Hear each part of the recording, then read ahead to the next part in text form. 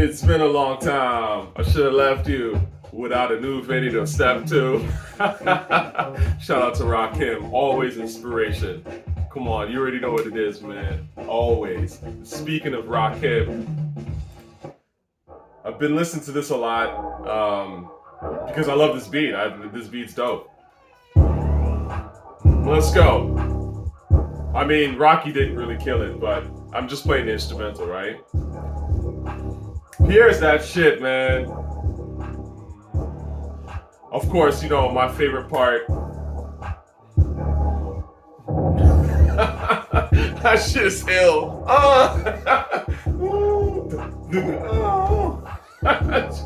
Brilliant. You know, in a way, it's funny. It kind of reminds me, now that I think about it, it reminds me of that sort of Mortal Kombat Space Goes perp shit that he throw in the ha ha ha ha, and sort of like the girl screaming, the Mortal Kombat screams in this beat. I don't know if Pierre kind of was inspired by that, but anyway, it's brilliant. Now, I'm gonna get back to Pierre because I've been on a Pierre love fest recently, just listening to a lot of Pierre. But let's talk about your boy, Playboi Carti. Playboi Carti has a new song out. I can't remember the name of it. It's terrible. so that's that.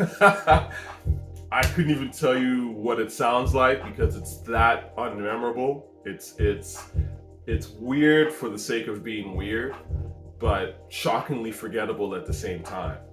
You know what I mean? Like I've heard that song because I went back. It's a weird song, so I went back and listened to it like 8 times or something like that. You know, just listening to it, and nothing sticks. I couldn't tell you a word from that song. You should want to sign my bite or some shit, right? I think like something like I vaguely, but I couldn't tell you what the beat sounds like. You know, I know in the video he does this little, you know, that shit that y'all new kids be doing. Slightly zesty, we call it, kind of dance. But I couldn't tell you anything. It's a forgettable song. It's not my cup of tea at all. I think it's very much in the vein of what he was doing with a Whole Lotta Red, which you already know how I feel about that stuff. I don't think that stuff lasts on any level. And I think it's very much like a sign of its own times, you know?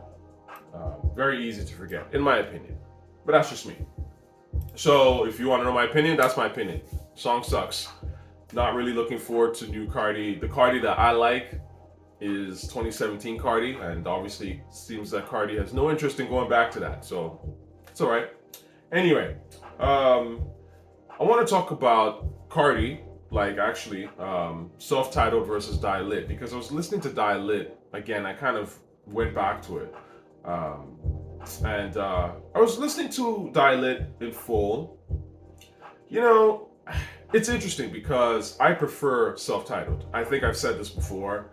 My opinion has not changed on self-titled versus Die Lit.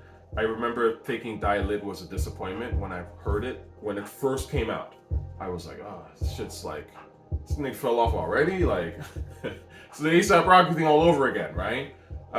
And then I warmed up to it a little bit more. I think I paid a little bit more attention.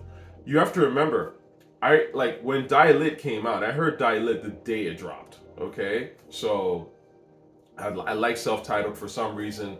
I just was like, yeah, Pierre. There was something about it that I was like, that whole Pierre, Magnolia, all that shit that I was like, yeah, I really like this guy. Like, I like what Pierre's doing.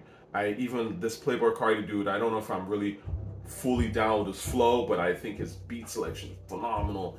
So I got Die Lit. In fact, I remember the first time I heard Die Lit, I literally had Die Lit on my phone, and I was working on a film shoot, and I played it on I played it on like these trash truck speakers, right? Like, and I'm talking about like literally I was driving a truck. Like one of them like 18 wheelers or some shit, something like that, right? Like working on set, delivering some stuff. They don't really have speakers like that, okay? So the fact of the matter is that I literally got the album on my phone, knowing I was like, yo, this Die Lit shit, I gotta listen to this like as soon as I get the opportunity to. So I was excited, and I was listening to it, and I was like, this shit don't really hit. Lean for Real got me. Like I liked Lean for Real right away. I didn't even like RIP. I was listening to it on bad speakers, so I didn't really get it. But Lean for Real stood out right away. And that was kind of it. And I was like, I don't know about this. It just seemed kind of all over the place. Obviously, a few days later, when I got the chance to sit down and actually listen to it, I liked it more. No Time jumped out, and I was like, whoa, the song's fire. So there are songs on there that I love, without a doubt. But I do think that Self-Titled is the stronger project by quite a bit. And it's interesting because, when we think about Carti, we think about Pierre. Those two go together. They're Nas and Primo, right? And it shows to me that example of why I always say that you want variety. I personally think, and I'm saying this as a person that loves Pierre, I think that Die Lit suffers from too much Pierre, right? Because when you have one producer, I think he did 15 of the beats on there out of like 19 of them, okay? When you have one producer that pretty much does everything, that is a massive pressure on that producer. And most of that stuff is not going to be classic. I mean, some of it is going to be because it's Pierre. Pierre's a great producer. But some of it is not going to be good. And that's why you want to have like a variety. Because Die Lit, to me, is way doper, right? And Die Lit has Pierre. Obviously, Pierre is the crowning producer, I would say, on Self-Titled. Sorry, I don't know if I said that wrong. But Self-Titled has the more like variety that I really liked with Playboi Carti. I mean, people forget that there were producers on here that made some hot shit, right? And we're not just talking about, obviously, Pierre, but we're talking about Harry Fraud with Locations. That shit's brilliant, right? You've got Roark Bailey, who honestly I don't know a whole lot about, but that looking beat is fire, right? Even the beat for Hit Boy that I shit on, right? Other shit. It's a pretty decent beat. It's one of Hit Boy's best beats, So Half and Half is done by Southside and a bunch of people. New Choppa, Riera. I don't know who these guys are, right? But the point is that like you kind of want to balance it out, right? Like on this mixtape, I'm looking at the Self-Titled, right? Pierre did 6 beats, right? 6 out of the 15. Now, the 6 beats he did were the hottest beats overall. I mean, they were not all of them, of course, but they were definitely the strongest of the style and new stuff. But again, that's kind of my point, right? You want a Pierre. You definitely want to get more of your beats from a guy like Pierre because Pierre is brilliant and he's a genius. But you don't want to get too many beats from Pierre, right? Because then it's kind of all the same. And, you want to sprinkle in other people that kind of get your vibe, that can give you that new shit, that's something different, that new chopper, right? Right? That location, right? So anyway, I'm a big fan of Die Lit. I think Die Lit is a superior album. I should say, sorry, Self-Titled is a superior album, but Die Lit is a great title. That shit sticks in your mind. You see that Die Lit. I mean, isn't that what everybody's trying to do? It's like, we're gonna die, but we're gonna die lit. I would say my favorite beats on Die Lit that Pierre did, right? Because obviously, to me, the strongest songs on Die Lit actually, arguably, are No Time, in my opinion, and Shoot 'Em, right? And those are not Pierre beats. But RIP, for sure. Old Money, New Ho. That shit's great. Mileage. Plus, you got some mileage. These songs are kind of funny, but that's Pierre's thing, Carti. Like it's fun, it's carefree, right? Middle of the Summer, which is a retread of Let It Go, but dope beat. R.I.P. Fredo was a pretty good beat. It's okay. I don't think it's the greatest song, but it's all right. And then I'm gonna top the bill. That shit was cool. But again, Carti was already falling off to me by this point, right? You listen to something like Top. Top's a decent song, but it's repetitive as hell, The beat it's a great beat. It's a dope beat, but it's not Woke Up Like This great. It's not Magnolia great. You know what I'm saying? People have to remember, right? Magnolia came out like right around the same time as Mask Off by Future. And I remember hearing Magnolia being like, what is this? Like, this is dope. Like, it just was a completely different bounce because Metro was in full swing in 2017 by this point.